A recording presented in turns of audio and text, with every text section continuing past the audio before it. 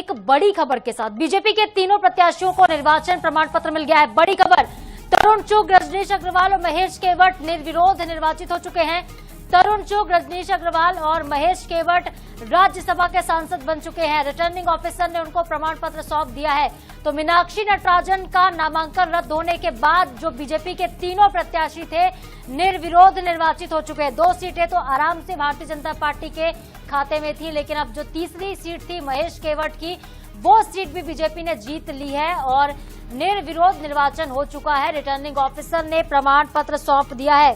तो ये बड़ी खबर इस वक्त की भोपाल से हम आप तक पहुंचा रहे हैं। काफी लंबे उठापटक के बाद, सियासी घमासान के बाद तरुण चुग, रजनीश अग्रवाल और महेश केवट राज्यसभा के सांसद बन गए हैं। जो 2 सीटें थी भारतीय जनता पार्टी उस पर तो जीत ही गई, लेकिन जो तीसरी सीट कांग्रेस पार्टी की थी उस सीट पर भी नॉमिनेशन रद्द होने के बाद महेश केवट निर्विरोध चुन लिए गए हैं।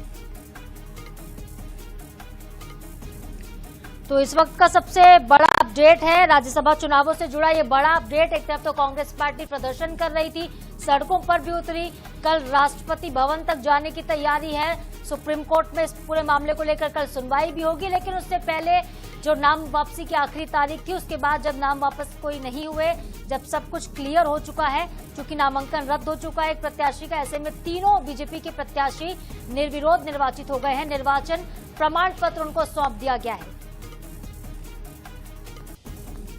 हमारे साथ ब्यूरो चीफ अनुराग मालवीय जुड़ रहे हैं, इस खबर पर ज्यादा अपडेट देंगे। अनुराग, जैसा कि सुबह से जिक्र भी हो रहा था कि निर्वाचन जो है हो जाएगा निर्विरोध, और वैसा ही हुआ। रिटर्निंग ऑफिसर ने प्रमाण पत्र भी सौंप दिया है, लेकिन अब भी उम्मीद कांग्रेस को करनी चाहिए कि सुप्रीम कोर्ट से कुछ हो सकता है।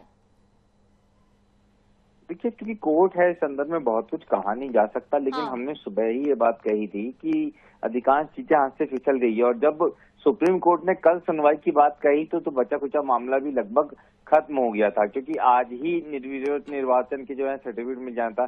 एक बार जब सर्टिफिकेट मिल जाते हैं तो व्यक्ति सांसद हो जाता है। अब इसके बाद में हमने देखा है कि मामले अदालतों में चलते रहते हैं। कई विधायकों, सांसदों के मामले हैं जिनकी निर्वाचन प्रक्रिया पे आपत्तियां उठाई गई, लेकिन सालों लगते हैं। तब तक के तो कई सांसदों का, विधायकों का कार्यकाल पूरा भी हो जाता है। इक्का दुक्का केस ही होते हैं कि बीच में किसी की विधायकी गई हो, लेकिन हमने ऐसे कई केस देखे हैं जिनमें सांसद बनने के बाद में मामले चलते रहते हैं। तो फिलहाल तो मीनाक्षी नटराजन के लिए बिल्कुल राहत भरी खबर नहीं है, लेकिन भारतीय जनता पार्टी के लिए बहुत राहत की बात है कि तीनों उम्मीदवार रजनीश अग्रवाल, तरुण चुग और महेश केवट अब जो है सांसद का प्रमाण पत्र पा चुके हैं। और दूसरी तरफ सुप्रीम कोर्ट की अगर हम बात करें तो अब सुप्रीम कोर्ट में जो दलील दी जाएंगी या बात होंगी, अब बतौर इनके सांसद होने के पर आपत्ति की होंगी। अब वो नहीं होगी कि इस निर्वाचन प्रक्रिया को अवैध किया जाए, क्योंकि प्रक्रिया पूरी हो चुकी है। जी, तो प्रक्रिया तो पूरी हो चुकी है, लेकिन देखते हैं कि कांग्रेस पार्टी को क्या राहत मिलती है सुप्रीम कोर्ट आगे। लेकिन चुनाव आयोग पर भी सवाल है अनुराग जी। चुनाव आयोग ने अब तक कोई जवाब नहीं दिया, बल्कि रिटर्निंग ऑफिसर ने प्रमाण पत्र ही थमा दिया। अब निश्चित रूप से ये भी एक बड़ा सवाल है। हालांकि इन आपत्तियों को लेके ये नहीं माना जा सकता कि बहुत सारे सवाल जवाब हों या बहुत सारी चीजें हों, क्योंकि प्रक्रिया के बीच में सुप्रीम कोर्ट नहीं आ सकता। चुनाव आयोग की कुछ नियम ऐसा कहते हैं, लेकिन उस प्रक्रिया पूरी होने के बाद में चुनाव आयोग बहुत सारी आपत्तियां या बाकी चीजों को स्वीकार कर सकता है और उन पर निर्णय ले सकता है। तो ये प्रक्रिया एकदम अलग थी, और इसमें जो जवाब देना था वो इलेक्शन कमीशन को देना था। और जो सारी उम्मीदें कांग्रेस आज प्रमाण पत्र मिलने के पहले कर सकती थी, वो इलेक्शन कमीशन से ही कर सकती थी, लेकिन इलेक्शन कमीशन ने पूरी तरह से सारी आपत्तियों को इग्नोर किया है। और यही कारण है कि अब तीनों ही जो भारतीय जनता पार्टी के प्रत्याशी थे अब सांसद बन गए हैं। जी बिल्कुल, तो निर्विरोध निर्वाचन हो चुका है, बीजेपी के तीनों प्रत्याशी सांसद बन चुके हैं। बहुत शुक्रिया अनुराग जी हमारे साथ जुड़ने के लिए और इस खबर पर जानकारी देने के लिए। तो देखिए, बड़ी खबर, एक बड़ा अपडेट है। बीजेपी के तीनों प्रत्याशी तरुण चुग, रजनीश अग्रवाल और महेश केवट अब राज्यसभा सांसद बन चुके हैं। नोटिफिकेशन आ चुका, प्रमाण पत्र मिल गया है, रिटर्निंग ऑफिसर ने प्रमाण पत्र सौंप दिया। इसका मतलब बिल्कुल साफ है कि तीनों राज्यसभा सांसद बन चुके हैं।